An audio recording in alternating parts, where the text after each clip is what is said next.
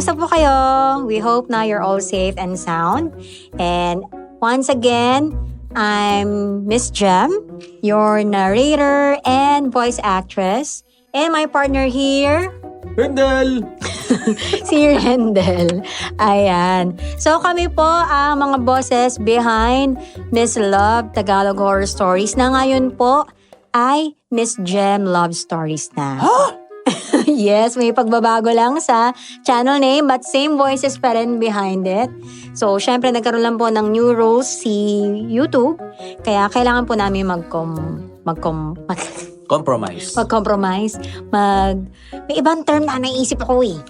Mag-comply. Yung mag-comply. Kailangan po namin mag-comply sa new rules ni YouTube na sumunod.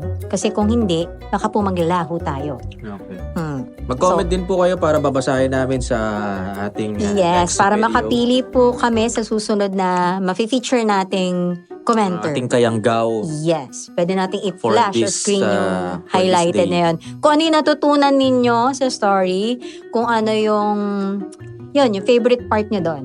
Ganon. At ayun na nga po, ang ating pong story for today ay Pinamagatang Binatang Taga-Alaga ng Bibe sa Liblib. Ang ating pong letter sender ay si Inday. Ayan, so mga kayanggaw, ito na nga. Kumapit at humanda na kayong kilabutan at kiligin sa istorya natin ngayong araw. Sabay-sabay po nating pakinggan ang kwento ni Inday.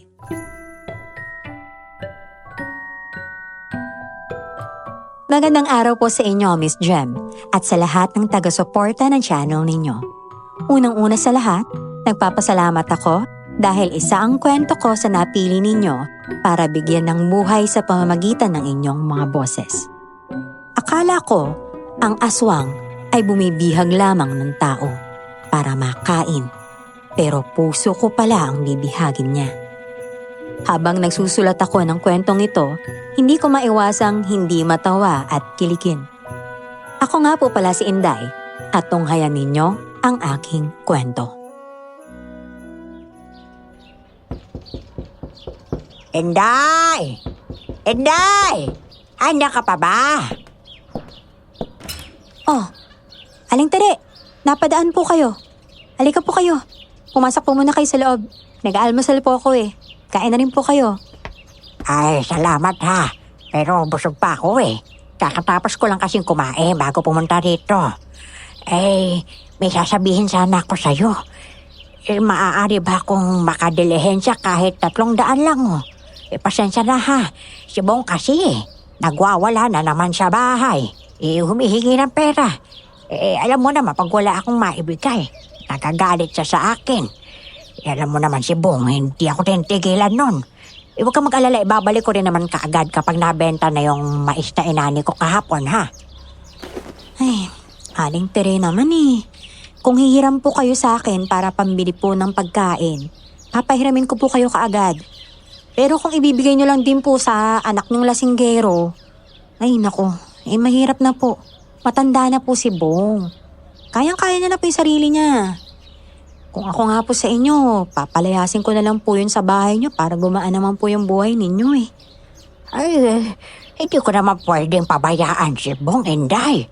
Ayoko matulad siya sa mga tropa niyang nag-aadik. Kaya kahit ganun yun gusto ko pa rin na madalas ko siyang kasama. Para kahit papaano nasusubaybayan ko pa rin ang kilos niya. Ay, hindi na po bata si Bong para subaybayan nyo pa, Aling Tere. Ang totoo, lumalaki lang po yung ulo niya lalo. Tulad po niya, no? Pasensya na po sa sasabihin ko pero batugan pa. Ako po, ipatawarin niyo po talaga ako. Pero naiinis po talaga ako sa anak niyong yun. Hindi man lang siya naaawa sa inyo na nagkakandakuba na kayo sa pagtatrabaho. Hindi na nga po dapat siya yung obligasyon ninyo eh. Dapat siya na po yung magpakain sa inyo at magbigay ng pera, di ba? O kung hindi man niya kayang gawin yun, wag na lang po sana siyang maging pabigat sa inyo. Sige na. Isipin mo na lamang ako. Sa akin ka na lang maawa, ha? Pahiram na muna, oh. Magbabayad talaga ako sa'yo mamayang hapon. O kaya bukas. O kung hindi man basta kaagad. Ay, Aling Tere naman eh. Alam niyo, buti na lang po talaga, malakas kayo sa akin, hindi ko kayo matiis. Kung hindi lang dahil sa inyo, ay naku, tatanggihan ko po talaga. Pero sige na po, oh. Ito po, oh. 300. Panigurado, mamayang hapon, lasing na naman po yung anak ninyo. Kayo na naman po may paperwisyo niyan kasi hindi na naman kayo makakatulog sa kakasigaw niya. Hayaan mo na. Ang mahalaga, hindi siya nananakit. O sige na ha, maraming salamat dito, Inday. Ipagdarasal ko na sana hipuin ng Panginoon ang puso ni Bong. At tuluyan na niyang iwan ang mga bisyo niya. O salamat ulit ha. Pagkaabot ng 300, umalis agad ang matanda. Pagkatapos kong kumain, dumiretso na ako sa bukid. Doon nakasalalay ang buhay ko. Palay, mais at mga gulay. Sanay na ako sa hirap ng trabaho, kaya kahit pang lalaki pa, kaya ko. Habang naglalakad sa kalsada, may tricycle na huminto sa isang abandonadong bahay. Nagkakagulo ang mga dalaga sa paligid. Nandoon si Lucy, naghihintay sa lalaking pasahero. Guwapo at matangkad. Oh, Lucy. Parang balikbayan ang tingin niyo sa taong yun ah. Hindi niyo naman yung kilala. Pero bakit nagsisiksikan kayo rito? Ano ka ba? Ang gwapo niya, Inday, oh. Tingnan mo naman, parang artista. Ay, balita ko kasi, siya yung mag-aalaga ng mga bibi ni Mang Berting. Aalis kasi si Mang Berting eh. At magbabakasyon siya sa anak niya doon sa Maynila. Ganun ba? Oo. Sabi nga ni Mang Berting eh, gwapo raw kasi yun. Kaya yun, ito, nag-aabang kaming lahat. At hindi ka nasayang yung oras namin. Ay, nako. O sige, bantayan niyo na lang yan ha. Pupunta na ako sa bukid. Inday! Ay nako, puro bukid na lang ang inaasikaso mo. Paano ka naman mag-aasawa niyan? Pero kung sa bagay, sino ba naman lalaki ang pipili sa'yo, ano? Araw-araw kang amoy putik. Ay, okay lang po yun. Kahit amoy putik ako. Kaysa naman po amoy sigarilyo tulad ninyo, di ba? Ay nako, magbago na po kayo. Niwan na nga po kayo ng asawa nyo dahil sa mga bisyo nyong hindi tama eh. Hoy, pag mo akong pagsalitaan ng ganyan, ha? Wala kang respeto. Ay nako, ayan na naman po tayo sa respeto. Hindi po hinihingi ang respeto. Kusa po yung binibigay sa mga taong karapat-dapat, ha? At saka, wag na po kayong mag-abang din sa lalaking yun. Aling Lupe naman, oh. Natanda na kayo, nakikisali pa kayo sa mga dalaga dyan. Sisilipin nyo pa yung lalaking yan, kapitbahay nyo lang naman yan. Aba, pinapainit mo talaga ulo ko, ha? Ikaw na babae ka? Ako, malilintik ka talaga sa akin. Nagkagalit na naman po kayo sa pagsasabi ko ng totoo. Sa susunod po kasi, huwag nyo pong pupunahin yung nakikita nyo sa akin para hindi po ako gumante, ha? Hindi siya nakasagot. Kaya nginitian ko na lamang siya at saka ako tuluyang umalis. Hindi ko ugali ang magpaapi o magpainsulto. Alam ko kung saan ako lulugar. Dumiretso na ako sa bukid at inasikaso ang mga pananim ko ron. Nang lumubog na ang araw, saka ako nagdesisyong umuwi. Dumaan ako sa Latian dahil mas madali at mas mabilis ang daan doon. Pagdaan ko ron, nadaanan ko ang lalaking tagapag-alaga ng bibe. Nakatitig siya sa isang patay na ibon habang may sinasabi sa sarili.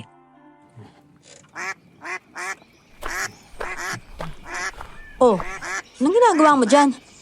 Yung mga alaga mong bibe baka maligaw na. Kasi yung tagapag-alaga nila, nakatulala habang nakatingin dyan sa patay na ibon. Ay, nako. Pakialam mo naman. Bah, oy, sa'yo wala akong pake. Pero sa mga bibe, meron. Close kami ng amo mo, no? Kaya isusumbong kita. Ang daldal mo. Dadaan ka na nga lang, ang dami mo pang sinasabi. Sungit. Ako nga pala si Inday. Hindi ako nagtatanong. Aba, alam ko. Gusto kong magpakilala bakit ba? Ikaw, ano bang pangalan mo? Teka, hoy! Tinatanong pa kita Huwag mo nga akong talikuran! Ano ka akong pangalan mo? Anjo! Anjo pangalan ko. Anjo. O sige, para alam ko na yung pangalang isusumbong ko sa amo mo. O sige na, diyan ka na. Napansin kong mailap siya sa akin. Malamig siyang magsalita na para bang ayaw na ayaw niya akong kausap. Pinagmasdan ko siya habang naglalakad palayo. Napakakisig ng katawan niya at matangkad pa. Makalipas ang ilang araw, usap-usapan na ang binata sa baryo namin. Hindi lang dahil sa kagwapuhan niya kaya siya pinag-uusapan, kundi dahil na rin sa kakaiba niyang kilos at pagiging mailap. Isang araw, dumating si Mang Elmo sa bahay para bumili ng manok. Naikwento rin niya sa akin ang pinag-uusapan ng mga tao. Alam mo, Inday, mapapasama ang kutob ko sa tao yan. Baka may mga kaso yan sa lugar na pinanggalingan niya kaya ganyan siya kailap sa mga tao. Kapag maraming nagkukumpulan, parang balisaraw yan eh. Tapos bigla na lang umaalis na para bang may kinakatakutan. Mang Elmo, may mga tao naman po talagang ganyan. Yung hindi lang talaga mahiling makasalimuha. Saka isa pa, bago lang po siya sa baryo natin. Wala pa naman po siyang kakilala rito eh. Hindi ba kung dayo ka dapat marunong ka makipagkaibigan? Sa kanya kasi hindi siya ganun. Ayun na pala si Ken. Sa kanya ko na lang ipapapitpit ang mga manok na yan. Masyado na mabigat. Ay naku, mabigat po talaga yan. Umaabot ang 3 kilo ang bawat isa. Inaalagaan ko po kasi ng maayos eh. Ay, nga po pala. Nalaman ko po na maganda raw yung kita nyo dun sa kabilang bayan sa pagtitinda ng manok ha.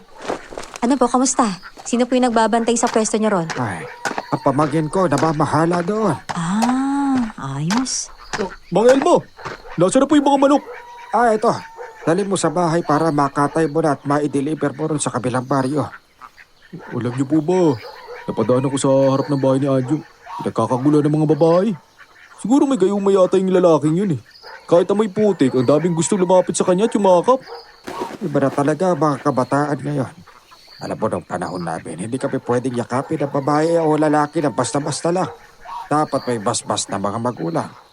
Ngayon nga Diyos ko, babae nang nandiligaw sa mga lalaki. Sinabi niyo pa po. Buti pa tong si Inday, tahimik lang ang buhay at walang pakialam sa mga nangyayari. Focus lang sa pagbubukid, diba? Wala naman po akong pakialam sa mga ganyan eh. Kung may inilaan ng Diyos para sa akin, edi mabuti. Pero kung wala, edi wala. Tama. Siya, Inday, mauna na kami ha. Sige na. Sige po.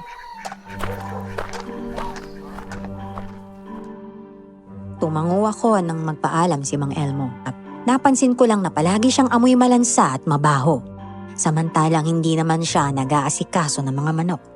Samantala, nag-ikot-ikot ako sa baryo. Pero ang totoo, gusto ko ring makarating sa bahay ni Anjo. Habang papalapit ako ron, nadaanan ko sina Aling Tere at Ate Lupe. Nagsasagutan na naman sila ng chismis. Lumapit ako sa matandang babae at nalaman kong si Anjo pala ang pinag-uusapan nila. Ay, nako. Baka rin talaga, Lupe, ano? Paano mo naman nalalamang umalis si Andrew sa bahay niya? Baka naman ginagaya mo rin ng mga dalaga na minaman-man na ng kilos niya, ano? Ay, nako, Lupe. Bay, mahiya ka naman. Abay, matanda ka na. Kumbaga, dapat retired ka na sa ganyang gawain. Aling Tere naman. Hindi naman ako nagmamanman. Kusa lang pong nakikita. Umalis po talaga siya bandang 8:00 ng gabi. Ewan ko nga kung saan siya pumupunta. Basta, nasa kulungan na rin naman ng mga bibi niya sa oras na yon. Ay, nako. Ikaw, Inday. Naniniwala ka ba sa kwento ni Lupe, ha? Alam niyo naman po, Aling Tere. Hindi ako mahilig makinig sa usapan tungkol sa buhay ng iba, di ba? Bahala na po sila dyan kung anong gusto nilang gawin. Bakit ka ba nandito, ha? Gusto mo rin bang makita si Anjo, ano? Ay, nako. Kayo po ba? Bakit po ba kayo nandito? Gusto niyo rin po ba siya makita? Alam kong nainis sa akin si Ate Lupe. Kaya agad siyang umalis. Napatawa kaming dalawa ni Aling Teresa nangyari.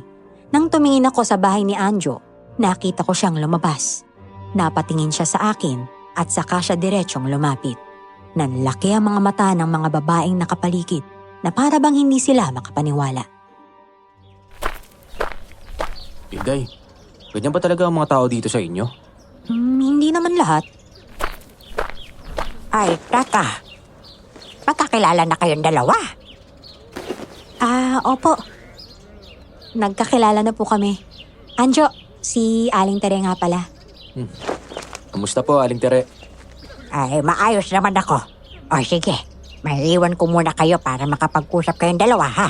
Inday, mag-iingat ka ha. Sigurado ako mapapaaway ka pagkatapos nito. Nang makaalis si Aling Tere, akmang aalis na rin sana ako. Pero hinawakan ako ni Anjo sa kamay at pinigilan. Huwag ka na munang umalis. Pwede bang itaboy mo muna sila palayo sa bahay ko? Ang totoo kasi niyan, hindi ako sanay sa ganyan eh. Teka, tataboy ko sila? At ano namang karapatan ko para gawin yun? Uy, magagalit sila sa akin, no? Oo sige, kung hindi mo kayang gawin yon, dito ka na lang. Mag-usap na lang muna tayo para lumayo sila. Ay, naku. Dadamay mo pa talaga ako sa kalokohan mo, no? Ikaw na lang kaya yung magtaboy sa kanila. Bakit ako? Ay, naku. Saka bakit po pala ako nilapitan, ha? Gusto kita maging kaibigan, Inday. Alam mo, iba ka sa lahat. Ikaw lang ang walang interes sa akin dito. Hindi kagaya nila, halatang halata. Ayoko sa mga ganun. Talaga? Gusto mo ako maging kaibigan? Sige. Bukas nga pala, bibili ko ng mga itlog ng bibe. Pagbilhan mo ako, ha? Sige. Walang problema. Mula ng tagpong iyon, hindi na lang si Anjo ang pinag-uusapan sa baryo. Pati ako na rin. Wala naman akong pakialam sa sasabihin nila. Pagsapit ng gabi, habang nagpapahinga, binuksan ko ang bintana para makalanghap ng sariwang hangin. Bigla akong nagulat. May taong dumaan sa gitna ng kawayan. May pasan na bangkay. Parang si Anjo iyon. Kinaumagahan, pumunta ako sa kubo niya sa gitna ng palayan para bumili ng itlog at magtanong sa kanya tungkol sa nakita ko kagabi. Nakita mo akong dumaan sa likod ng bahay niyo na may pasa na bangkay? Ano namang gagawin ko sa bangkay? Hindi ko rin alam. Baka nga namamalikmata lang ako. Kasi kasing tangkad mo yung nakita ko Tapos pareho pa kayo ng hubog ng katawan. Kaya ayun, kinabahan talaga ako nun, no? Baka may gumagaya sa itsura ko. Basta, hindi ako umalis dito kagabi. Nga pala, ilang tray pala ng itlog yung bibilin mo? Isang tray lang. Mag-isa lang naman ako sa bahay. Hindi ka pala pupunta ng bukid mamaya? Hindi na muna siguro. Bukas na lang. O bakit mo naman natanong? Wala lang. Akala ko kasi pupunta ka ron. Hintayin sana kita mamayang hapon dun sa may latian. Ganun ba? Hindi pa ako pupunta ron Bukas pa ng umaga. O siya, sige. Alis na ako, Anjo, Bukas nga pala. Baka hindi tayo magkita. Yun ba? Ano ka ba? Siyempre magkikita tayo nun. Nang pauwi na ako, sinalubong ako ni Ken. Hinila niya agad ako sa gilid ng kalsada at kinausap. Inday, huwag ka masyado magtiwala sa taong yun Hindi mo pa siya ganong kakilala pero pumupunta ka na kagad sa kamalig niya. Oh, bakit? May ginawa ba ako masama? Bumili lang naman ako ng itlog ng bibi kaya ako nandun Alam mo ikaw iwas-iwasan mo ngayong kakaisip ng masama tungkol sa amin ni Anjo. Hindi ako nag-iisip na masama tungkol sa inyong dalawa. Nag-aalala lang ako kasi baka mamaya may masamang mangyari sa'yo. Lumayo ka sa kanya. Alang-alang sa kaligtasan mo. Alam kong nag-aalala ka. Salamat sa concern mo, Pero kaya ko yung sarili ko. May utak ako at marunong ako mag-isip, okay? Bahala ka nga dyan kung ayaw mo maniwala. Ang tigas ng ulo mong babae ka, para kang lalaki. Hindi naman lihim sa akin na gusto ako ni Ken. Pero hindi ko siya pinapansin. Lumipas pa ang mga araw at napansin kong may mga araw na hindi nagpapakita si Anjo. Kahit ang mga bibe, hindi niya na naaalagaan ng maayos. Kaya naisip kong puntahan siya sa kubo niya para kumustahin. Pero hindi ko inaasahang maaabutan ko roon si Lucy. Maingat na nagtatago sa likod ng bahay habang pinagmamasdan ang lalaking naliligo. Hoy, Lucy! Ay, manyak! Inday! Naku, bad yan Alam mong naliligo yung tao, diyan ka pa talaga nakatingin. Inday! Alam kong malapit ka kay Anjo pero Huwag mo sasabihin sa kanya na nakita mo ako rito, ha? Naku, kundi, lagot ka talaga sa akin. Aba, ako pa talaga yung tinakot mo, ha? Sasabihin ko sa kanya at wala ka magagawa. Subukan mo lang talaga. Malinindigan ka talaga sa akin. Hindi ako takot sa'yo, Lucy. Kailangan ko sabihin sa kanya yung ginagawa mo para hindi mo na ulitin, no? Malis ka nga dyan sa harap ko, Siya. Natakot naman si Lucy. Kaya tumakbo siyang palayo sa likod ng kamalig. Pinuntahan ko si Anjo nang hindi nakatingin sa gawin niya at nagulat siyang makita niya ako.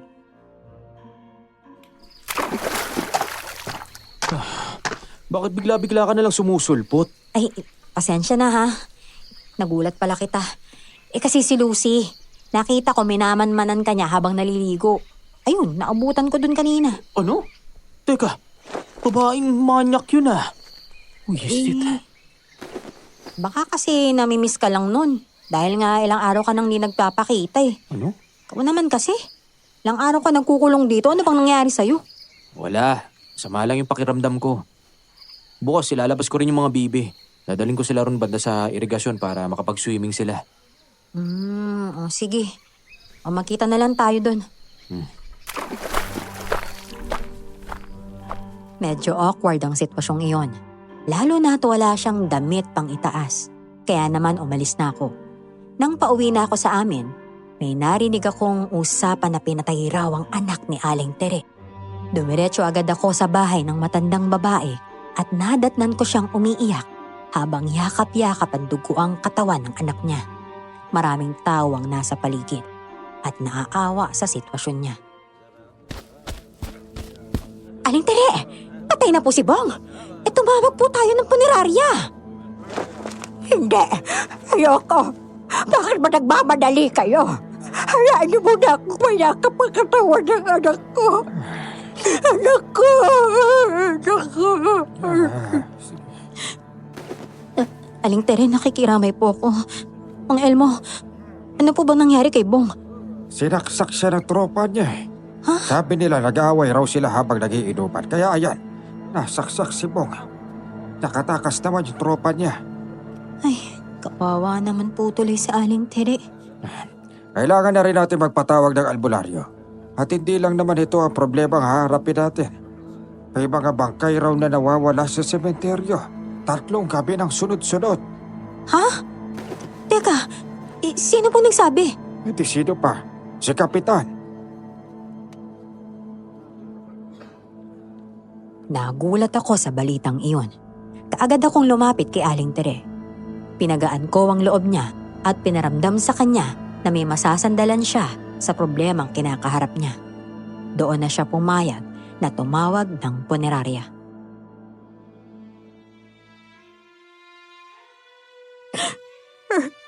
Kung nakinig lamang sana siya sa akin, hindi sana siya namatay. Aling Tere, pinagsabihan niyo naman na po siya, diba? Ginawa niyo naman na po yung lahat. Kaya wala po kayong dapat na pagsisihan. Mabuti po kayong nanay. Hindi. Pwede bang samahan mo ako palagi ngayong wala na ang anak ko, ha? Parang awa mo na. Sige po, Aling Tere. Malapit lang naman po yung bahay niyo sa bahay ko eh. Kaya dadalawin po kita lagi. Salamat, ha? Maraming salamat. Maya-maya pa, dumating na ang mga tauhan ng punerarya para kunin ang bangkay.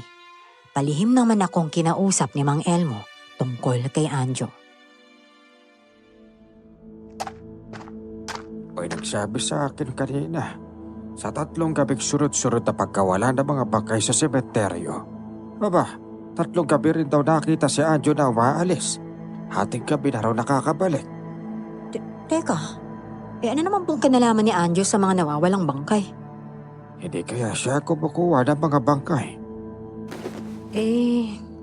May kukwento nga po sana ako sa inyo eh. Ganito po kasi, isang beses po, nagbukas ako ng bintana sa bahay. Gabi na po yun eh. Nakita ko nga yung isang lalaking dumaan na may pasan na bangkay. Tapos, parang si Anjo nga. Ano? Hindi ko pa sigurado pero nang kausapin ko siya, natawa lang siya. Ang sabi niya pa, ano naman daw yung gagawin niya sa bangkay. Ay basta ako. Masama ang kutob ko sa kanya. Baka mamaya dito pa yan maghasik naglagim. Ay naku Diyos ko, wag naman sana. Makalipas ang isang linggo, nakarating na sa baryo ang bangkay ng anak ni Aling Tere. Naghanda kami ng kaunting pagkain para sa mga tao.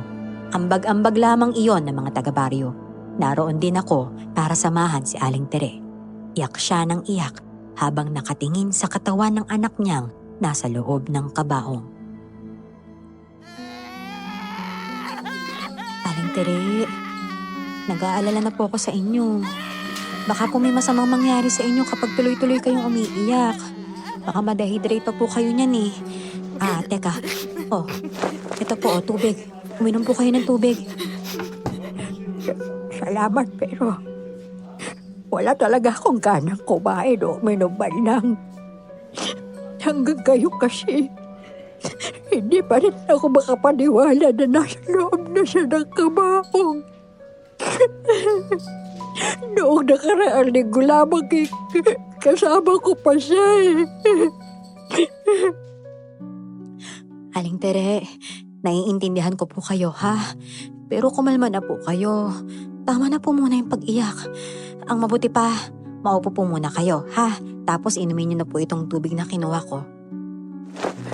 Salamat talaga, Inday, ha? Walang anuman po. Naging kalmado naman si Aling Tere ng mga sandaling iyon. Lumabas kami sa bahay para makausap ang mga taong naglalamay, habang ang iba naman ay nagsusugal. Hey, Aling Tere, nalulungkot ako sa nangyari sa anak mo. Pero, hindi kaya ito ang sagot ng Diyos sa dasal mo? Na mawala na yung problema mo? Ay, nako. Hindi ko pinagdasal kailanman na mawala ang anak ko. Ang ibig ko lang naman sabihin, habang nagdadasal ako, sana iiwan na ni mo ang vision niya. Hindi yung siya mismo ang mawala. Katilupi naman eh. Tama po ba yung sabihin niyo yan kay Aling Tere? Sino ba namang magulang ang gustong mawala ng anak? Kung nandito lang naman po kayo para painitin yung ulo niya at bigyan siya ng sama ng loob, umalis na lang po kayo. Ay, nako. Masama ba yung sinabi ko?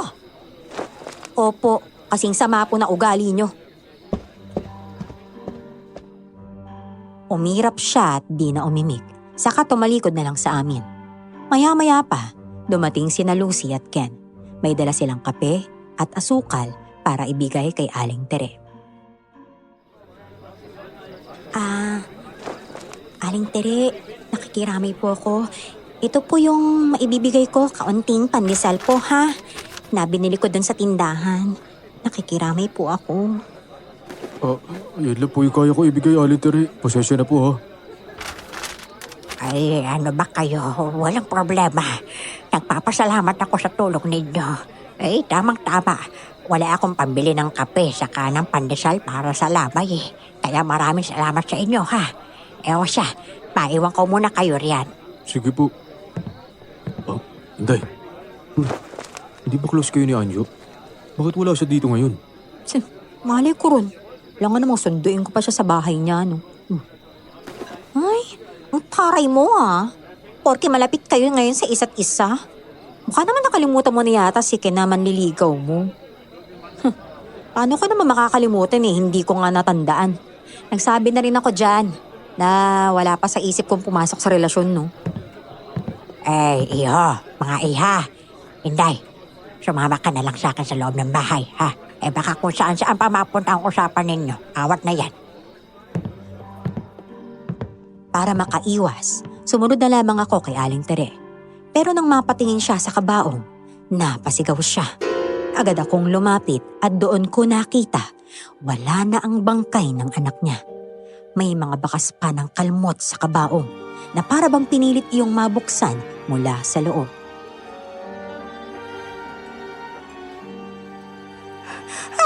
Nawawala ang bangkay ng anak ko! Mga kapitbahay!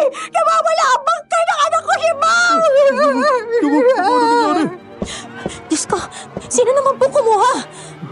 Hindi ko alam. At imposible namang hindi natin dapat yan. Aling Tere, ano po sabi ninyo? Nawawala ang bangkay ni Bong. Patingin nga. Diyos ko, oo nga, nawawala nga yung bangkay. Sino naman kaya ang kumuha? Wala naman ako napansin na kahit anong kakaiba rito kanina. Tahimik naman ang paligid. Ay, tingnan nyo. May katawan ng saging na naiwan sa ilalim ng kabaong. Oo nga. Ha? Katawan ng saging? Paano naman yan nakapasok dito?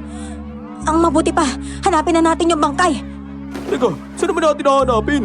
Gabi na at madilim ang paligid. Hindi sasapat ang liwanag ng buwan para makita natin si Bong. Teka, imposible namang naglakad yung bangkay. Ano? Hanapin natin ang bangkay ng anak ko. Tulungan niyo ako. Tulungan niyo ako. Sige po, tutulong po kami, Aling Tere. Nakarinig kami ng ingay sa likod ng bahay sa bandang sagingan ni Aling Tere. Lahat kami naparoon. Takot ang nararamdaman naming lahat dahil ang ingay ay hindi mula sa hayop o tao, kundi sa nilalang na hindi namin alam kung anong klase. Nagulat kaming lahat nang makita namin ang dalawang nilalang. Pinag-aagawan ang bangkay ni Bong. Ayan! Ayan ang bangkay na anak ko! Teka, anong mga nilalang iyan? Bakit nila pinag-aagawa ng bangkay ni Bong? Masama ang kutob ko. Sigurado ako. Ang gusto nila makuha, yung bangkay mismo. Kagaya ng mga nawawalang bangkay sa sementeryo. Ay, oo nga. Ano bang hinihintay natin? Bawiin na natin ang bangkay ni Bong. Teka, ano naman natin babawiin? Hindi niyo ba nakikitang malakas at mabibilis silang kumilos? Ang haba pa ng mga kuko nila. Kung hindi ako nagkakamali, mga aswang sila. Mga halimaw! Pakawalan niyo ang bangkay na anak ko! Isaonin niyo siya sa akin! Napatigil ang mga halimaw sa pag-aagawan ng bangkay at sabay-sabay kaming tiningnan. Nabitawan nila ang bangkay ni Bong, kaya bumagsak ito sa lupa. Naku, mukhang delikado tayo sa kanila. Umatras na tayo! Oh, huwag kayo lalapit! Mga aswang yung mga yan! Kahit pa mga aswang sila, hindi ako natatakot! Kumuha kayo na sila! Patayin natin ang mga halimaw na yan gamit ang apoy!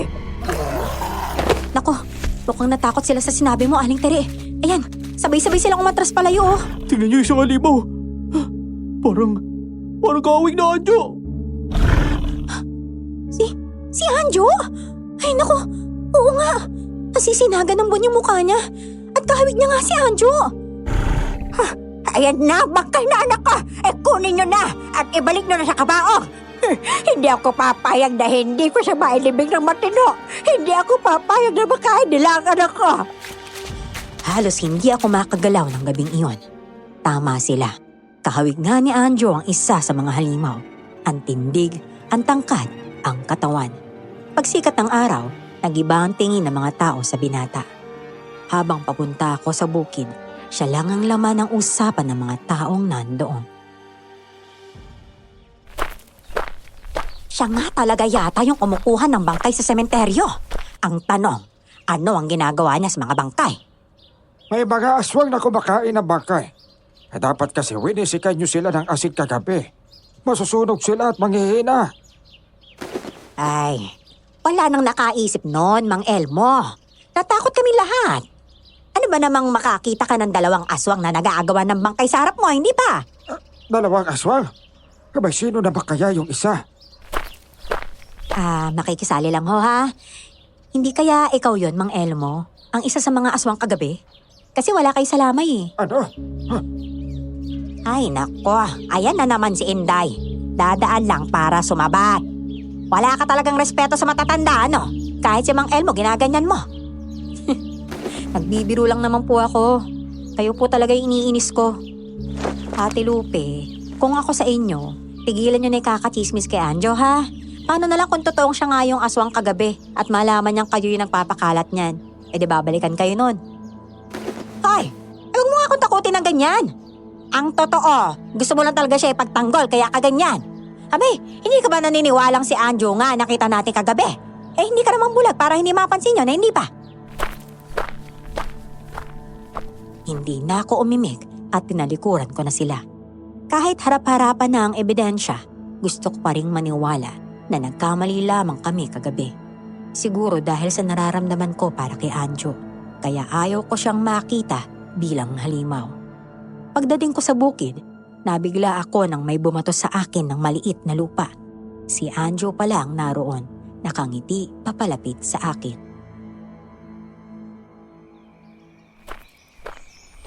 Inday. Oh, bakit parang malalim ang iniisip mo? Huwag kang lalapit. Oh? Diyan ka lang. Diyan ka lang, ha? Nakikita mo itong itak na hawak ko? Oo. Tatagain talaga kita pag lumapit ka! Ano, bakit mo naman ako tatagayin? Anong kasalanan ko sa'yo? Ikaw yung nakita naming halimaw kagabi. Na nakikipagagawan doon sa bangkay, di ba? Yung paling pinag-uusapan ng mga tao. Lahat sila iniisip na halimaw ako. Ano naman gagawin ko sa bangkay? Ikaw kasi ang bilis mong maniwala sa chismis. Hindi yun chismis. Nakita rin kita mismo, no? Ayaw ko nga sana talaga maniwala eh. Pero, hindi kami pwedeng magkamali. Ikaw talaga yon, Anjo. Ano? Ano ba talagang pakay mo rito sa baryo, ha? Ako si Anjo, tagapangalaga ng mga bibe. Wala akong alam sa mga pinagsasasabi ninyo. O ikaw ba? Baka mamaya hindi lang Inday ang pangalan mo. Wala na bang naiisip yung nanay mo noon, bukod sa Inday? Ay, naku. Ang totoo kong pangalan, Ami. Pero Inday yung tawag sa akin. Alam mo, iniiba mo yung usapan eh. Huwag mo nga ilihis. Eh bakit pa natin pag-uusapan yung mga bagay na wala namang katotohanan? Ay naku, bahala ka kung maniwala ka o hindi. Pero ako, inosente ako. Ikaw na nga lang, kaibigan ko dito. Hindi ka pa naniniwala. Sige na, alis na ako. Mag-ingat ka dyan, Inday. Kumindat pa siya bago umalis. Aaminin ko na wala ang takot ko. Napalitan ng kilig. Kinaumagahan, may panibagong balita. Si Lucy na naman ang nagpakalat. Pumunta kami ron at totoo nga, wala na ang bangkay, kabaong na lamang ang natira. 3 araw pa lang naililibing ang bangkay na yan. Taga-kabilang baryo pa. Diyos por santo, ano na lang ang sasabihin ng pamilya niyan? Sabihin mo nga, Lucy. Ano pa ang nakita mo? Hindi ko sinasadyang makita yung lahat eh. Dumaan lang ako rito. Tapos sa ilalim ng buwan, dalawang halimaw na naghahabulan dito. Hindi ko alam kung nag-aaway o naglalaro. Basta ganun. Yung isa, malaki yung katawan. Yung isa naman, katamtaman lang. Ano kaya ang plano ni Aling Tere sa bangkay ng anak niya?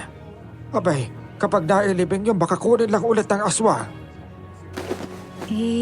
Baka naman nagkataon lang na dumaan yung mga aswang dito sa baryo natin. Paano mo naman ipapaliwanag ang nangyari sa likod ng bahay ni Aling Tere? Ano yun, nagkataon lang din yun? Basta ako. Malakas ang kutob kong si Anjo ang isa sa mga halimaw kagabi. Umalis na tayo rito.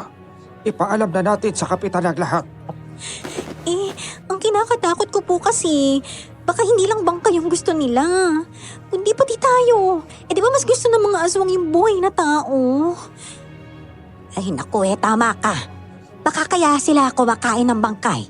Dahil wala pa silang mabiktimang buhay. Ay, kung ano man yan, kailangan nating magdoble ingat. Ha? Habang nag-uusap sila, napansin ko ang isang damit sa lupa. Hindi ko iyon itinuro. Hinintay kong makaalis silang lahat bago ko kinuha ang damit na may bahid ng dugo na damit ni Anjo. Mabilis ko iyong sinunog para walang ebidensya ang barangay. Nang araw na yon, kinausap ako ni Aling Tere para bantayan ng bangkay ni Bong. Saan po kayo pupunta, Aling Tere? Babalik din po ba kayo kaagad? Ay, oo, sa kabilang baryo lang naman. Babalik ako mamayang hapon, ha? May susunduin lamang ako. Kamag-anak niyo po ba? Ay, hindi. Kundi isang albularyo. Kailangan kong malaman kung anong aswang ang gustong kumuha sa anak ko. Abay, sa totoo lang, Inday, malakas ang kutob ko na hindi siya sinaksak. Parang mahahabang kuko ang bumuon sa tiyan ng anak ko Oh? Mahahabang kuko? Oo. Kinausap ko ang asawa ng pinagbibintangang pumatay. Wala raw dalang patalim ang asawa niya. Ito bakas lamang siya nung hinabol din siya ng mga nilalang na pumatay kay Bong. Naku, sige po. Kailangan niyo na nga pong umalis. Kailangan po talaga nating malaman yung totoo. Sobrang naaawa ako kay Aling Tere. Kahit nasasaktan siya sa anak niya noon, mahal na mahal niya pa rin ito. Lahat kaya niyang isakripisyo bilang ina para sa anak. Nang sumapit ang hapon, dumating ang albularyo. Hindi ito sugat ng patalim eh. Tignan mo, pabilog ang sugat. Kuko ang ginamit dito. Sinasabi ko na nga ba, hindi pinatay ni Simon ang anak ko. May mga nilalang nga pong gumagala sa baryo. Nung unang dating ng bangkay, muntik na po nilang makuha. Teka, mga nilalang na kumukuha ng bangkay. Oo. At kaya kita pinatawag, abay para malaman kung anong klase sila. May aswang na kumukuha ng bangkay. Aalamin natin yan mamayang gabi. Dito ka na muna ha, kahit hanggang bukas lamang. Walang problema. Mag-iingat kayo sa pagbabantay. May aswang na nagpapalit ng bangkay sa katawan ng saging.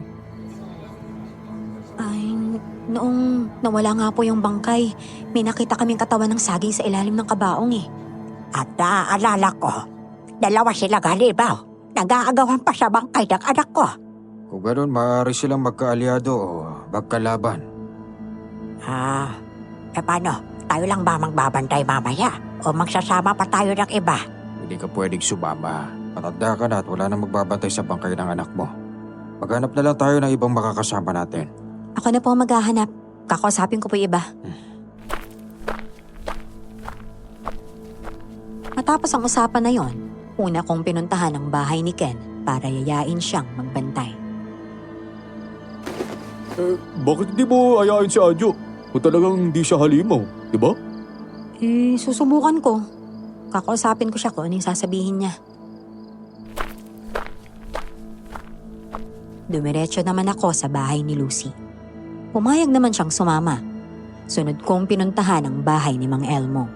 Nadatnan kong umuubo ang matanda at nagsusuka. Hindi ko na lang sinabi sa kanya ang sadya ko dahil alam kong hindi rin siya makakasama. Dumiretso ako sa kubo ni Anjo. Nagpapakain siya ng mga bibe.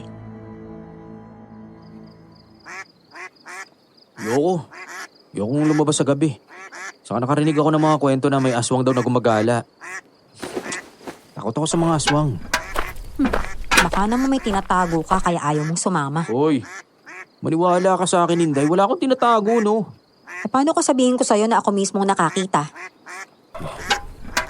Oo siya, kailangan ko na munang pakainin lahat ng mga bibe. Sige na, umalis ka na muna. Ramdam ko ang pag-iwas niya nang sabihin ko ang bagay na yon. Nang sumapit ang gabi, maingat kaming nagmanman sa sementeryo. Pinagdarasal ko na sana hindi dumating si Anjo para hindi siya tuluyang makilala. Nararamdaman ko na sila. Papalapit sila sa atin. Hindi lang iisang malakas na aura ang nararamdaman ko kundi dalawa. Sana talaga malaman na natin kung sino yung halimaw para mapaalisan natin siya dito sa baryo. Oo nga naman. May kakaya naman kayong labanan ng halimaw na yun, hindi ba? Meron. Pero hindi ako nandito para lumaban. Ayan na po yata sila. Tingnan niyo po. Unang lumitaw ang isang nilalang na malaki ang katawan. Mabilis niyang hinukay ang bagong libing na bangkay. Pero maya-maya, may dumating pang isa pang nilalang. Sinunggaban niya ang una at tumalsik silang pareho. Hindi sila magkakampi, kundi magkalaban sila. Sandali. Yung malaking aswang na yan ay isang balbal. Yung isa naman ay isang taman. Ang balbal ang kumakain ng bangkay at ang tama naman, kumakain ang kapwa niya aswang. Ano? Kaya pala sila naglalaban kasi gusto siyang kainin ng isang aswang. Ha? Ang gulo naman.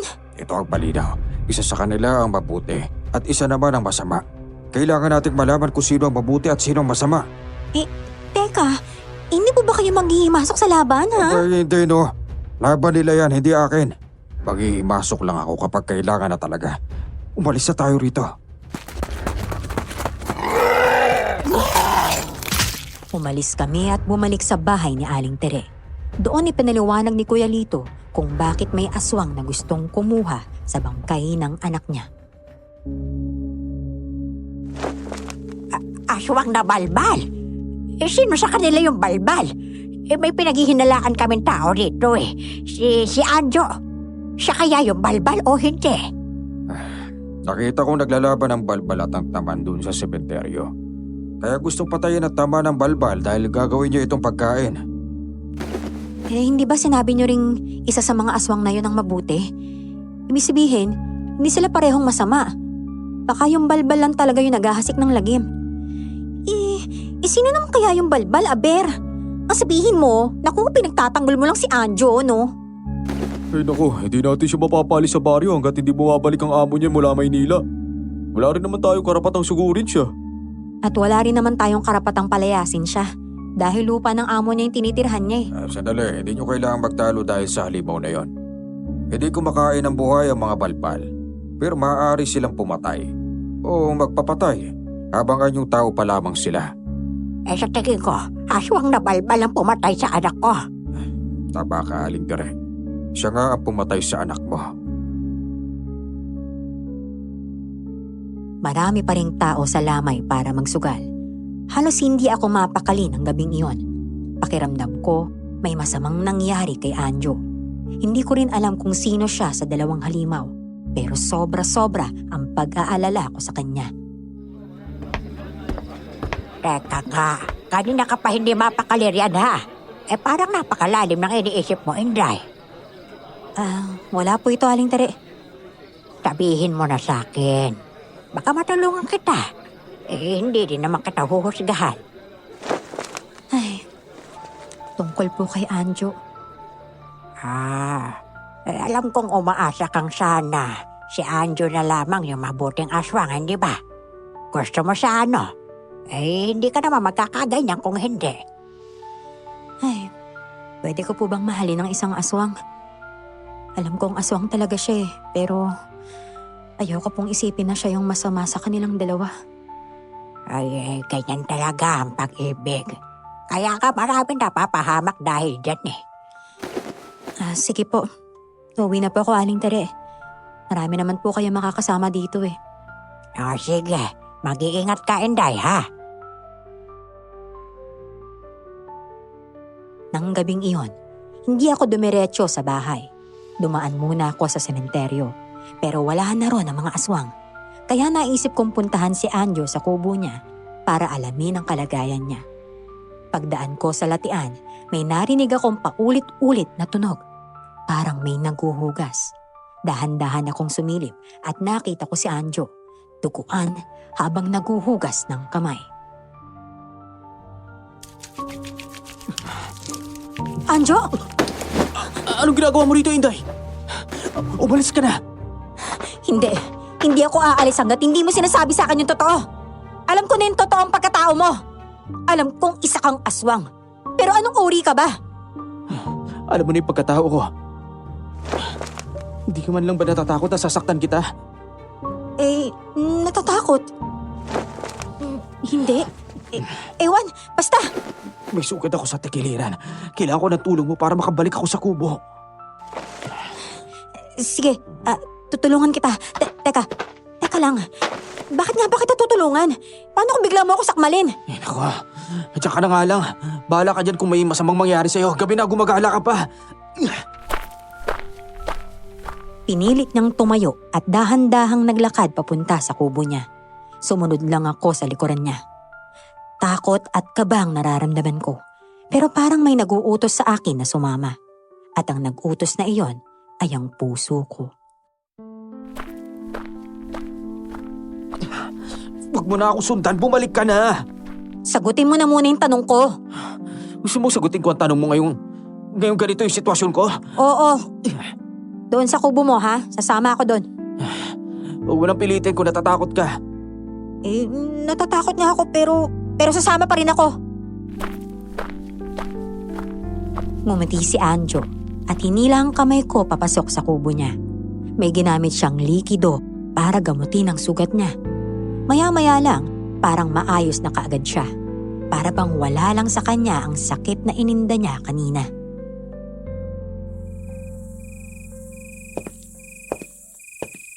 Gusto mong malaman ang katotohanan. Ito, sasabihin ko sa'yo. Matagal ko na itong gustong sabihin kaya lang natatakot ako. Sabihin mo na, kasi gusto ko talagang malaman kung ano ka talaga eh, at kung bakit ka nandito.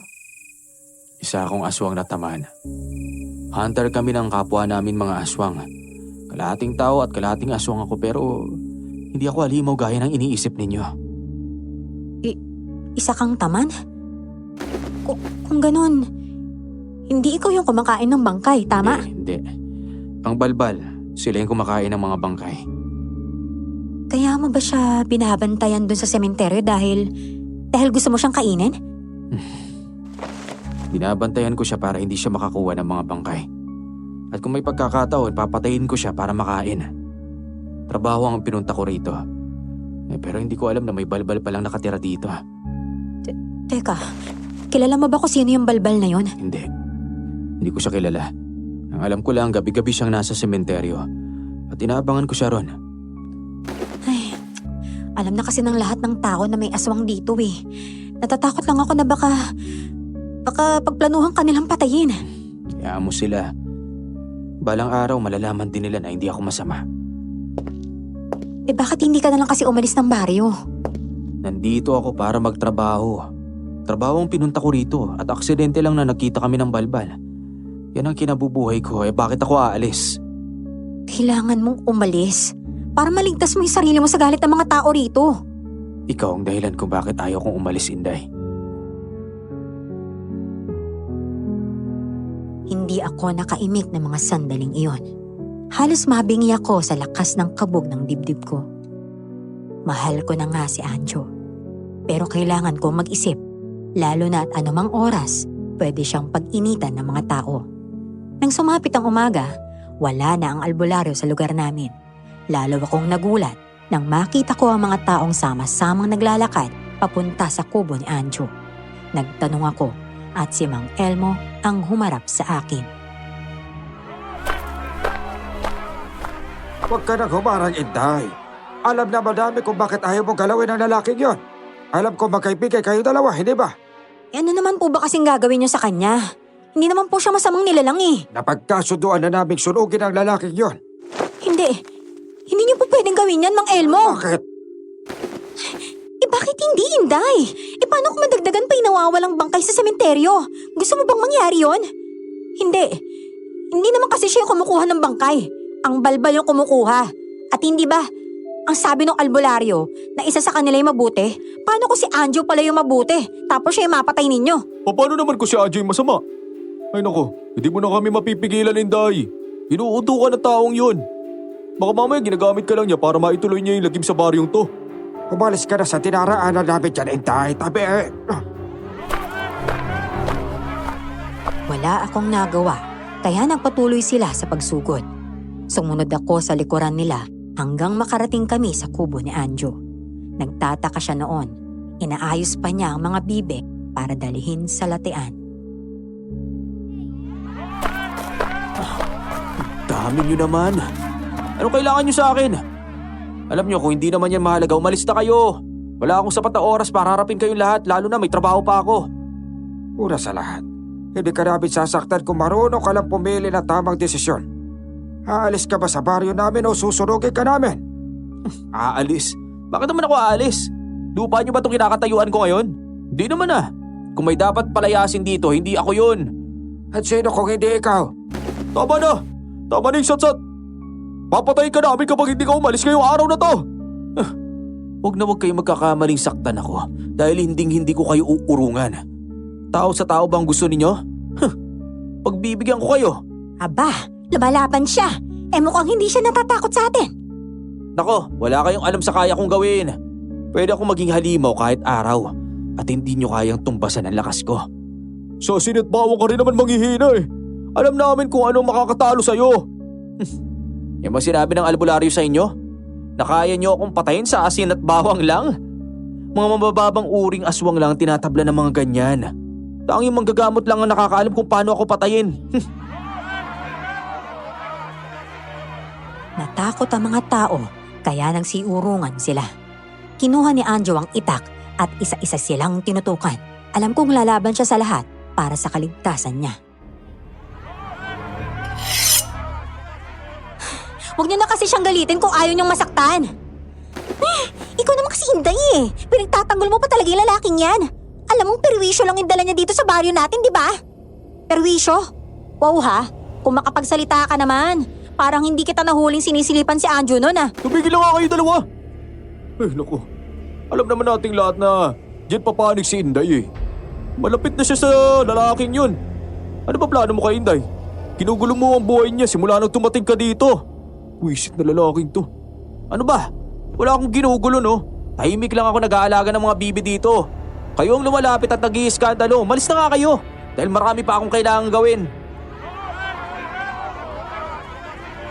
Habang nagkakagulo ang mga tao, walang takot sa mga mata ni Anjo.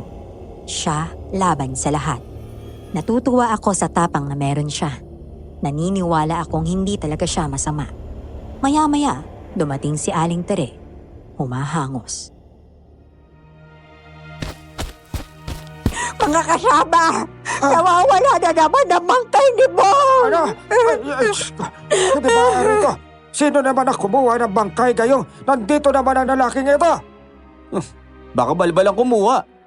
Kung binabantay nyo lang sana ang bangkay kaysa yung pagbabantay nyo sa akin ang inaatupag ninyo, sana hindi nawala yun. Inuuna nyo kasi yung chismis eh. Saan naman natin hahanapin ang bangkay ng anak mo, ha? Ikaw naman kasi Aling Tere. Dapat pinalibing mo na kaagad para wala na tayong binabantayan pa. Ay, hindi ko pwedeng ilibing ang anak ko hanggang gumagala ang balbal. Hindi ko rin naman alam kung paano siya nawala eh.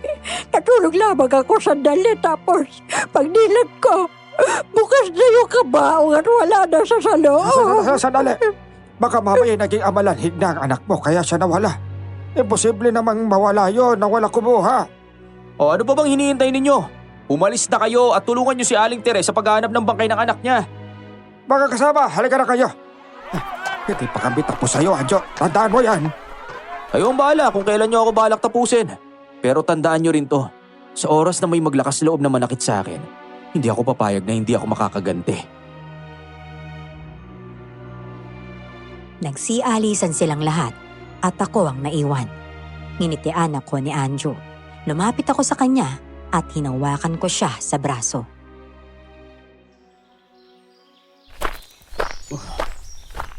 Ikaw naman kasi. Sana nagpakumbaba ka na lang.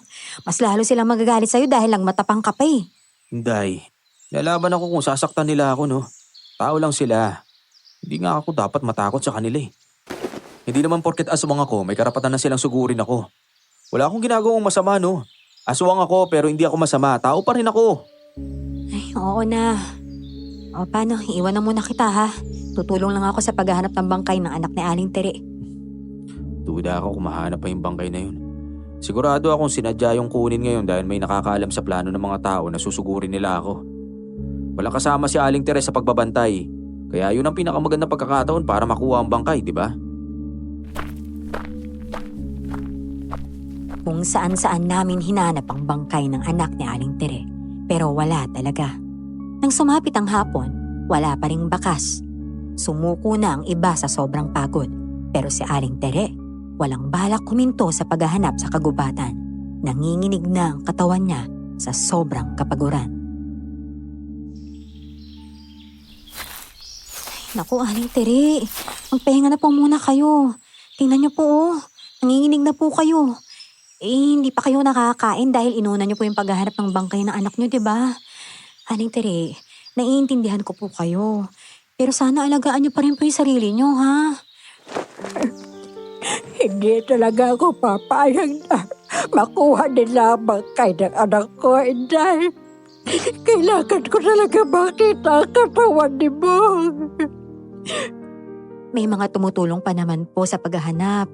Wag lang po kayo mawalan ng pag-asa, ha? Malay nyo, mamayang gabi makita rin natin siya. Umuwi na po muna tayo, ha? Bakit pa kasi ako nakatulog kanina eh? Pagod na po kasi kayo. Kaya po kayo nakatulog. O sige na po, umuwi na po muna tayo. Sino naman kasi ang kumuha ng bangkay ni Bong? Nandun si Anjo kanina at kaharap ninyo. Kaya imposible siya naman yun. Wala pong dahilan para kunin ni Anjo yung bangkay ni Bong. Sinabi niya po yun sa akin. Sinabi niya sa'yo. Opo, at wala naman pong katotohanan ng mga kwento na siya yung masamang aswang eh. Napaiyak si Aling Tere ng mga sandaling iyon. Kailangan kong magsinungaling sa kanya dahil ayoko madagdagan pa ang iniisip niya. Hanggang dumating ang gabi, hindi pa rin nahahanap ang katawan ni Bong. Wala nang nagawa ang kapitan at ang mga tanod ko hindi sumuko. Habang nagpapahinga ako sa bahay, may kumatok sa pinto. Dali-dali akong bumangon at pagbukas ko, si Kuya Lito ang nakita ko. Pwede ba ako makapasok? May mahalagang bagay lang ako sasabihin sa'yo. Sige po, tuloy po kayo. Inday, ang totoo niyan, hindi ako umalis.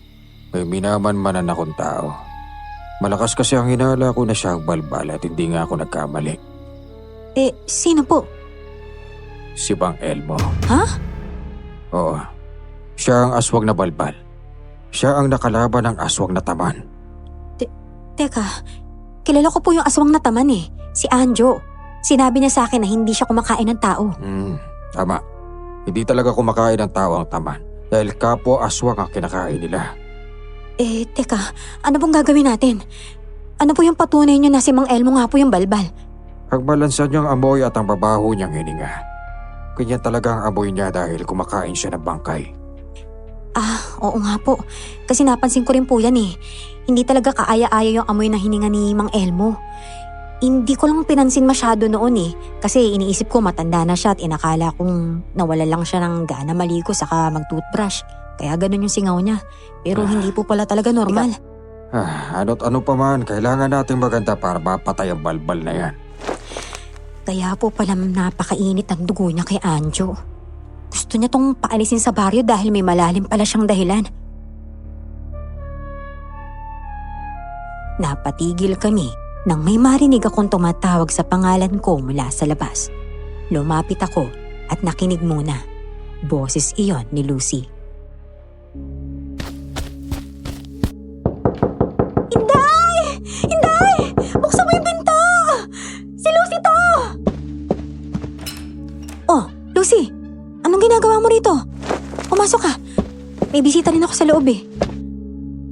Oh, Kuya Lito! Nandito ka rin pala? Oo. May bahalaga akong sinasabi kay Inday. Kaya rin po ka nandito. Kasi gusto rin po ako sabihin dito kay Inday. Ay, hiningal ako. Mabuti na rin po nandito kayo, Kuya Lito. May aaminin po ko sa inyo. Ano naman ang gusto mong aminin? Alam ko po yung sikreto ni Mang Elmo. Ano? Hindi ko po yun nasabi agad dahil natakot po ako eh. Ilang beses ko na po siyang nakitang pumupunta sa sementeryo. Kapag nandun po siya, bigla siya nag-iibang anyo bilang aswang. Siya yung aswang na malaki yung katawan. Yun na nga ang pinag-uusapan namin dito, Lucy. Alam ko na rin ang totoong pagkatao ng matandang yon. Hindi ko lang po sinabi agad kasi pinagbantaan niya po ako eh. Natakot lang talaga ako. At nung sumama ako sa pagsugod sa bahay ni Anjo, siya rin po yung namilit sa akin. Doon ko napagtanto na ginamit nga ni Mang Elmo ang kanyang pagkahalimaw para mas lalong idiin si Anjo. Si Anjo ang biktima at si Mang Elmo ang siyang traidor na matanda at magaling magmanipula ng mga tao para magmukhang kawawa at natatakot. Kailangan natin makipagtulungan kay Anjo para mapatay na ang lintik na aswang na balbal na yan. Sa tingin niyo po ba tutulong siya? Gayong albularyo kayo? Hindi po kaya siya matakot sa inyo? Papakiusapan ko siya. Inday, ikaw ang magiging daan para makalapit ako kay Anjo. Sige ho, sabihin niyo lang po kung ano po may itutulong ko ha. Ganito po yung gagawin natin ha. Kapag basta lang natin sinabi to sa mga tao na aswang si Mang Elmo, naku walang maniniwala sa atin. Kailangan siyang mailantad sa buong baryo. At ang paraan lang para mailantad siya, kailangan may gawin tayong pain para sa kanya. Teka, wala na po yung bangkay na anak ni Aling Tere eh. Basta na lang nawala kanina. Hinahanap nga po namin eh. Lucy, sigurado ka bang hindi sa mga Elmo yung kumuha ng bangkay na yon? Ako hindi. Kaya nga galit na galit siya nang malaman niyang nawawala. Balak nga sana niya sugurin ngayong gabi yung lamay pero wala na yung bangkay. Naku, sino naman kaya yung kumuha sa bangkay? Gayong nando naman si Anjo sa bahay niya ng araw na yon. Teka, ang mabuti pa, humingi na lang tayo ng tulong kay Ken. Ha? Tulong? Ano naman tulong ang hihingin natin sa kanya? Tulong na para mailantad yung totoong pagkatao ni Mang Elmo. Matagal na niyang alam yung totoong pagkatao ni Mang Elmo, no?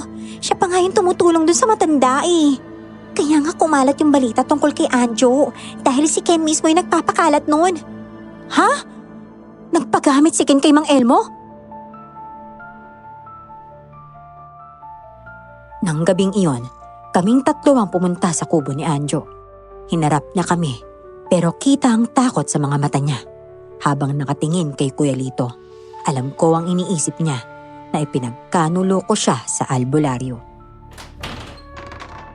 Nagtiwala ako sa'yo tapos dinala mo rito ang manggagamot na yan. Dito mo pala ako papatayin. Hindi ko inakalang wala ka rin pinagkaiba sa kanila. Hindi ako papayag na mapatay niyo ako. Teka, hindi totoo yung iniisip mo, Anjo ah. Hindi kami nandito para saktan ka. Anjo, makinig ka na muna sa amin bago ka magalit. Ako ang nakiusap kay Inday na dalhin ka niya rito. Gusto kita makausap. Gusto kong hingi ng tulong mo para mapatay ang aswang na balbal. Tulong ko? Kayang-kaya nyo namang patayin ang balbal na yan eh. Ikaw, albularyo ka, di ba?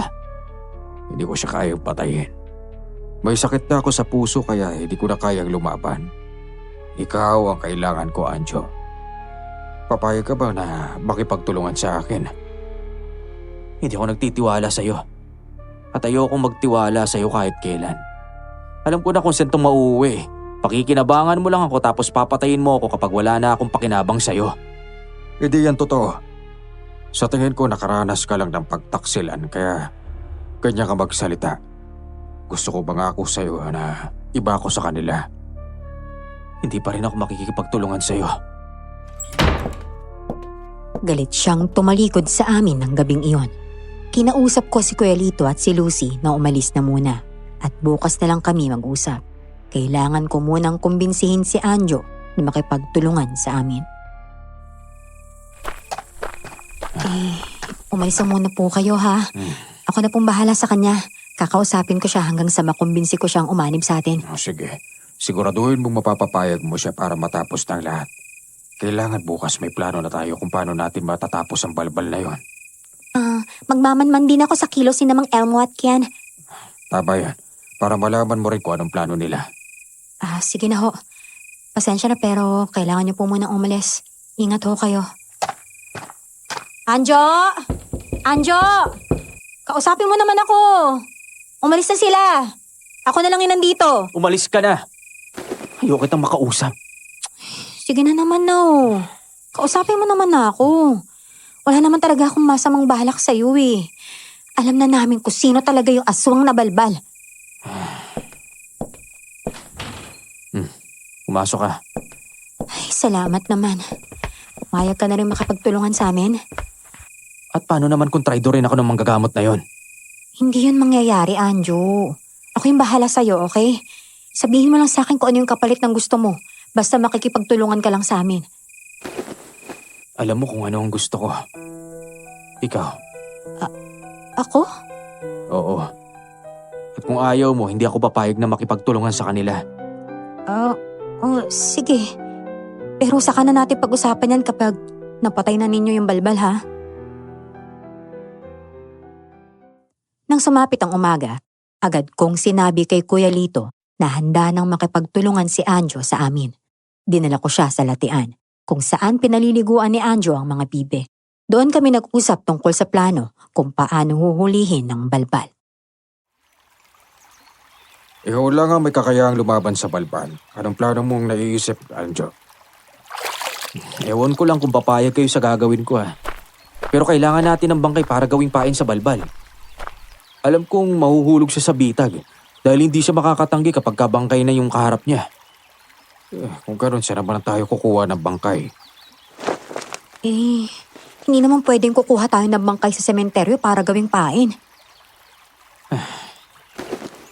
Sumama kayo sa akin, may papakita ako. Saan? Doon sa dulo ng kakahuyan. Hindi ko alam kung ano ang magiging reaksyon ninyo kapag nakita nyo yung ginawa ko. Pero gusto ko malaman nyo na ginawa ko to para sa inyong lahat. Hindi na kami nag-usisa pa at sumama na lang sa kanya. Pagdating namin doon, bumungad sa amin ang bangkay ni Bong. Nasa loob ito ng kahoy na ginawa niyang parang kabaong. Teka, ikaw yung kumuha sa bangkay ni Bong? Oo, ako nga. Bago pa man kayo sumugod sa bahay ko nung araw na yon, kinuha ko ng bangkay. Kailangan kong gawin yun para hindi makain ng balbal ang anak ni Aling Tere. Kung gano'n, ito na yata ang sagot sa problema natin. Maaari natin gamitin ang bangkay ng anak ni Aling Tere bilang pain sa balbal. Hindi. Hindi natin pwedeng gawin yan hanggat walang pahintulot ni Aling Tere.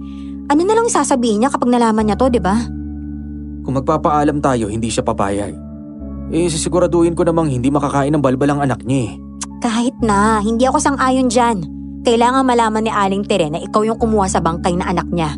At saka, na kailangan gamitin yung bangkay na anak niya bilang pain mamayang gabi. Ganito, ako nakakausap sa kanya. Kukumbinsihin natin siya. Kung ganun, kayo na lang kumausap sa kanya. Magagalit yun sa akin kapag nagharap kami. Sumama ka, Anjo, Kailangan aminin mo sa harap niya na ikaw ang kumuha sa bangkay. Hindi umimik si Anjo, pero napabuntong hininga siya. Sumama rin siya sa amin. Pagdating namin sa bahay ni Aling Tere, nadatnan namin siyang umiiyak habang hawak-hawak ang litrato ng anak niya.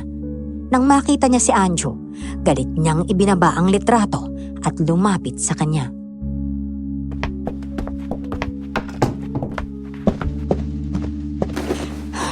Ang sabi ng lahat, walang ibang kumuha sa bangkay ng anak ko kundi ikaw! Hindi! Bakit ka ba nagtitiwala pa rin sa halimaw na yan, ha? At ikaw naman, Lito. Ako ang nagpatawag sa'yo, pero siya ang sinasamahan mo na kalaban nating lahat! Hindi si Anjo ang kalaban natin, Aling Tere, kundi si Bang Elmo. Ano? Oo. Siya ang aswang na balbal.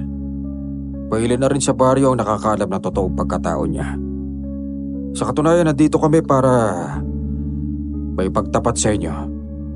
At si Anjo ay may gusto siyang sabihin sa inyo. Sana pakinggan niyo muna. Aling Tere, huwag po muna kayong magagalit, ha? Makinig po muna kayong mabuti, Aling Tere. Sige, pipilitin ko. Makikinig ako. Ang totoo po, nasa akin ang bangkay ng anak ninyo. Ano? Walang hiya ka pala talaga! Ikaw ang kumuha sa bangkay ng anak ko! Ibalik mo sa akin ang bangkay ng anak ko! Ibalik mo! Hindi ka bata ka! Hindi mo ba alam na simula na mawala ang bangkay ng anak ko? Halos hindi na ako makatulog! Gabi-gabi ako umiiyak! Kaya ko lang naman po ginawa yun para maprotektahan siya laban sa balbal. Kung hindi nyo siya kinuha, sigurado ako na hindi nyo na makikita kailanman ang bangkay ng anak ninyo. Hindi nyo siya maililibing ng maayos. Totoo ang sinabi niya, Aling Tere. Sa katunayan, nakita namin kung nasaan ang bangkay ng anak ninyo. Pwede kayong sumama sa amin. Sige, sasama ako. Pero, meron po kaming hihilingin, Aling Tere, Pwede po ba naming gamitin yung bangkay ni Bong para gawing pain sa balbal? Ay, patawarin mo ako, Inday, pero hindi ako papayag. Pero para sa atin po itong lahat. Aling Tere, kapag napatay ang balbal, sa kanyo lang po may ililibing na payapa ang anak ninyo. Ay, Hosya, pasakit man pero papayag na ako. Pero siguraduhin niyo lamang na hindi makukuha ng lintik na matandang iyon ang anak ko, ha? Kapag nawala pa sa akin muli sa pangalawang pagkakataon ng bangkay ng anak ko, hindi ko kayo mapapatawad. Bagaman may pagbabanta, natuwa kaming lahat nang pumayag si Aling Tere. Magsapit ng gabi, pinasan ni Anjo ang bangkay at dinala sa sementeryo. Naghintay kami. Inaabangan ang pagdating ng aswang na balbal. Si Kuya Lito naman may dalang buntot pagi. Gagamitin daw pamalo laban sa aswang.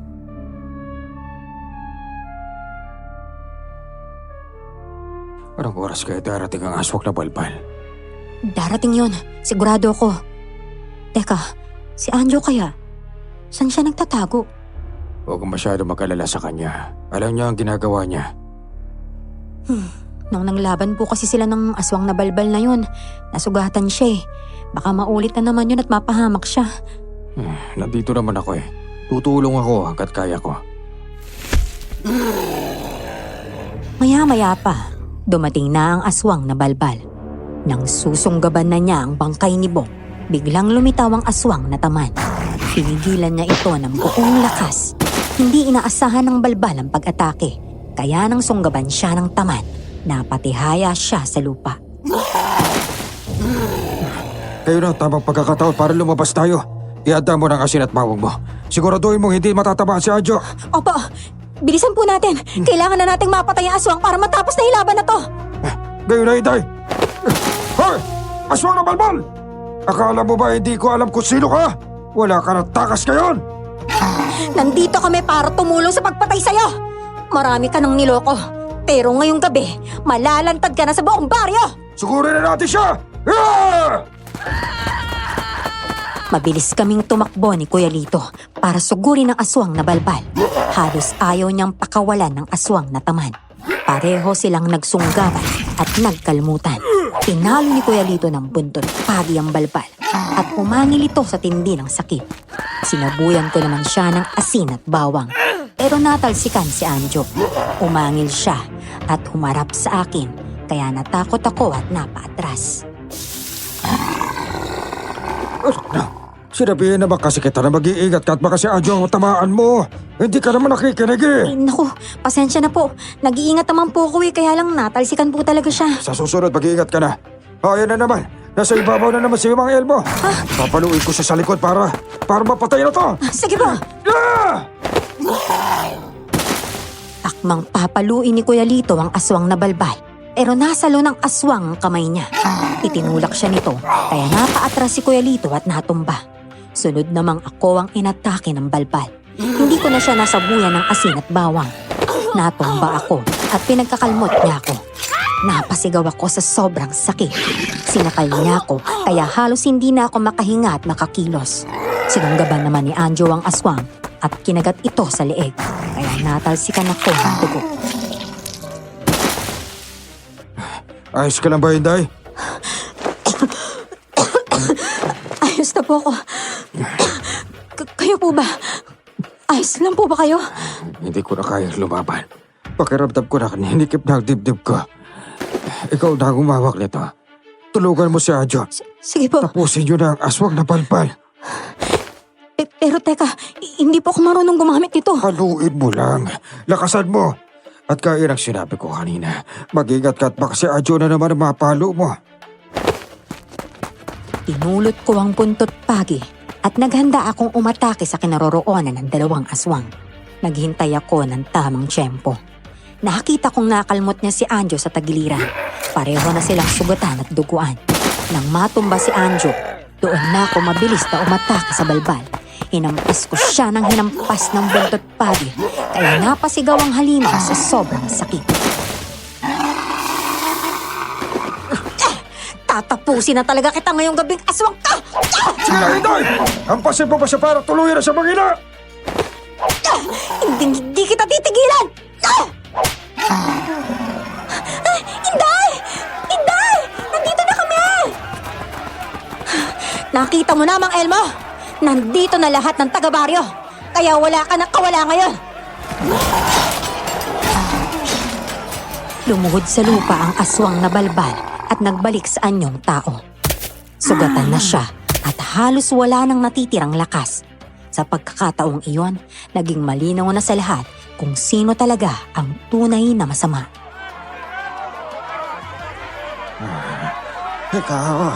Ikaw ang naging hadlang sa lahat! Kailangan mo magbayad sa mga kasalanang ginawa mo, Mang Elmo. Alam kong marami ka na kinain na bangkay. Napakawalang hiya mo. Gusto mo pang palabasin na si Anjo yung masama? Inday, ibigay mo na sa akin ang matandang yan. Akin siya. Teka, Anjo, anong gagawin mo sa kanya? Kailangan ko siya para makakain na ako. Teka, maraming taong nakapaligid. Kung ganon, tatapusin ko siya at kakainin ko na lang kapag patay na siya. Tinarakan ni Anjo ng mahahabang kuko ang batok ni Mang Elmo at tuluyan nitong nalagutan ng hininga.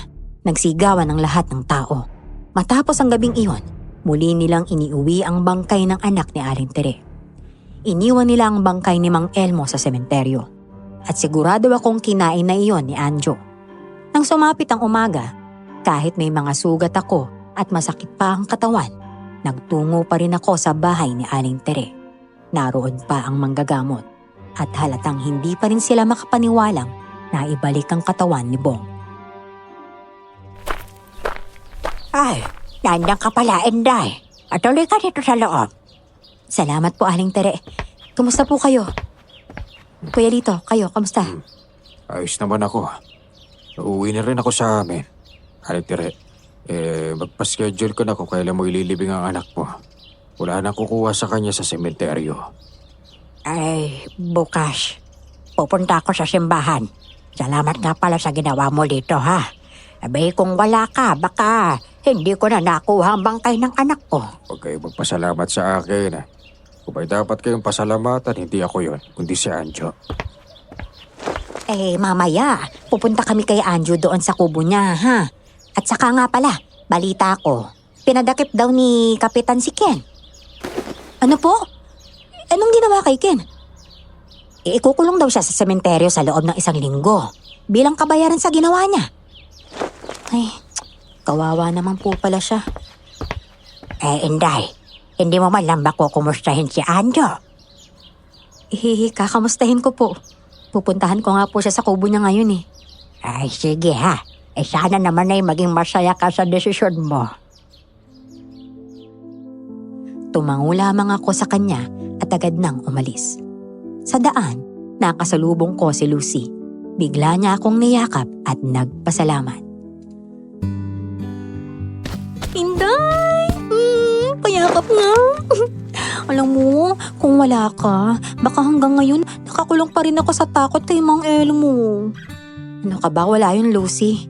Wala naman akong ginawa eh. Si Anjo yun talagang gumawa ng paraan para maligtas tayong lahat. Ay, nakakahiya tuloy kay Anjo. Pakisabi kay Anjo na nagpapasalamat ako sa kanya, ha? Saka pasensya na rin pala sa lahat ng nangyari. Nadala lang naman ako ng nararamdaman ko eh. Gusto ko rin naman kasi talaga si Anjo noon, pero ayun nga, alam kong ikaw talaga yung gusto niya. Katunayan nga niyan. Pinagtapat niya na sa akin na ako raw yung dahilan kung bakit ayaw niyang umalis sa baryong to eh. Kilig naman. Alam mo, mabait talaga si Anjo eh. Kahit na aswang siya. Sana lang talaga maging masaya ka sa kanya balang araw, no? Salamat ha. O siya, naalis na ako. Pupuntahan ko lang siya. Nagmamadali akong pumunta sa kubo ni Anjo. Pero wala siya ron. Kapag wala siya sa kubo, alam ko na kaagad kung saan siya hahanapin. Sa latian. Pagdating ko ron, nakita ko siya. Puno ng putik, abalang sinusundan ng mga bibe.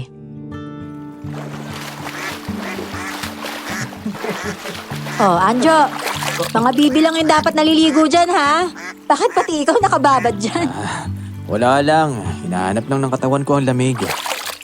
Masyado kasi ako nauhaw sa kinain ko eh. Teka. Awkward mang tanungin pero kinain mo na ba siya? Naubos mo na ba? May natira pa dun sa kubo. Hanggang bukas pa yun. Iba rin pala ang taba ng aswang na balbal na yun. Nakakadiri naman. Ay, talagang aswang ka nga. Pero, alam mo, sa libing ni Aling Tere, pumunta ka raw ha. Matatakot lang sa akin ang mga tao ron. Siguro nga may mga matatakot. Pero may mga hindi rin naman. Alam na kasi nila na tagapagligtas ka saka mabuti ka. Ayos lang kahit hindi nila ako tanggap. Ang malaga, tanggap mo ako. Di ba, Inday? Pwede ba kitang mahalin? Yung pang habang buhay sana. Ay, nako. Pero, oo. Siyempre pwede. O ano? Kailan mo babalak manligaw? Bukas ng umaga. Darating ako sa bahay ninyo para manligaw. Sana lang hindi masirang anumang meron tayo dahil sa pagiging aswang ko, ha? Anjo, tanggap kita kung ano ka. Ito na ang huling beses nakakain ako ng aswang. Hindi ko na inuulitin kailanman. Basta, ikaw ang kasama ko. Niyakap ako na mahigpit ni Anjo. At niyakap ko rin siya pabalik. Sobrang saya ko. Matapos ang lahat, may tumanggap din sa kanya. Ilang araw matapos noon, inilibing na ang anak ni Aling Tere. Sabay kaming dumalo ni Anjo. At sa harap ng maraming tao, nagpasalamat si Aling Tere sa kanya dahil pinrotektahan niya ang bangkay ng kanyang anak. Anjo, isa ako sa mga nanghusga sa'yo noon. Masisisi mo ba ako o kaming lahat? Pasensya na ha. Sa tingin ko naman maiintindihan mo kung bakit. Natakot lamang talaga kami sa'yo noon. Huwag kayong mag-alala. Ano po ba kayo? Naiintindihan ko naman po kayo lahat eh. Kung ganun salamat talaga sa nagawa mo ha. Naku kung wala ka, baka hindi ko na naipalibing ng maayos ang anak ko. Nakuha ko na rin talaga ang hostisya para sa kanya. Salamat. Wala po yun. Mahihilingin lang po sana ako sa inyo lahat. Sana po, hayaan niyo po ako manatili dito kahit alam niyo kung ano ako. Nangangako po ako. Hindi na ako gagawa ng anumang ikakatakot niyo sa akin. Huwag kang mag-alala. Ayos na sa amin na dito ka tumira. Salamat po sa inyo. Natutuwa po ako na tinanggap niyo ako. Ipapakita ko rin po na hindi ako masama. Hindi ako kriminal. Handa akong baguhin ang sarili ko alang-alang kay Inday. Gusto ko po kasi siyang maging asawa. Asawa agad? Hindi mo pa nga ako opisyal na nobya eh. Habang nanliligaw ako sa'yo, gusto ko ng paghandaan ng mabuti yung kasal natin. Sigurado ako, ikaw na ang babaeng matagal ko nang hinahanap. Mahal na mahal kita, Inday. Mahal din kita, Anjo. Mahal din kita kahit aswang ka. Ay, sus! Hindi pa pala opisyal na nobya ang lagay na yan, ha? Ay, naway kung magkatuluyan nga kayo. Maging maganda ang pagsasama ninyo, ha? Anjo, mabait at masipag si Inday. Kaya alam kong hindi mo pagsisisihan ang pagpili mo sa kanya. Alam ko po yun. Salamat at isa kayo sa sumusuporta sa pagmamahala namin ni Inday, ha? Ay kahit ako, masaya kaming lahat para sa inyo. Hayaan mo, kikilalanin ka pa namin ng lubos ha. Para mawala na yung duda at takot namin sa'yo, Anjo. Pasensya ka na, syempre kahit iniligtas mo kami, nandito pa rin yung konting takot namin sa'yo. Naiintindihan ko po. Huwag po kayong mag-alala. Handa akong maghintay hanggang sa dumating ang pagkakataon na matanggap niyo po ako ng buo. Makalipas ang isang buwan, nagdesisyon kaming magpakasal. Mabilis man ang lahat, sigurado ako sa pasya ko. Unti-unti ring tinanggap si Anjo sa baryo. Naging kaibigan at kaagapay ng marami. Sa kabila ng bangungot na pinagdaanan, nagpatuloy ang buhay. Tuloy ang bibihan at ang pag-ibig naming dalawa sa gitna ng putikan. Ngayon, sarili na naming mga bibi ang kabuhayan namin. At iyon ang tumutustos sa pag-aaral ng 4 naming mga anak. Hanggang dito na lamang ang aking kwento. Maraming salamat po at more powers pa sa inyong channel. Lubos na nagmamahal, Inday. Yun. At ayan na nga po ang kwento ni Inday. Ayun, thank you po sa mga nakinig sa ating sa kwento ni Anjo and Inday. ni Inday, no? Sana hindi na siya kumain ulit ng aswang. Hindi naman na daw. Ayan, maraming salamat po. Kung nagustuhan nyo po ang ating kwento, ang ating channel, don't forget to like, subscribe, and click the notification bell para lagi kayong updated. At kung bago ka lang, nagustuhan mo, ayun, welcome na welcome. So, Yan, ayun. kung may comment din kayo sa story natin ngayon, just comment. At babasahin natin yan sa susunod nating episode dito sa Miss Love. Yan, kayo ang magiging kayanggaw natin for that For the day. day. Yes. Thank you so much. Maraming salamat. See you on the next story.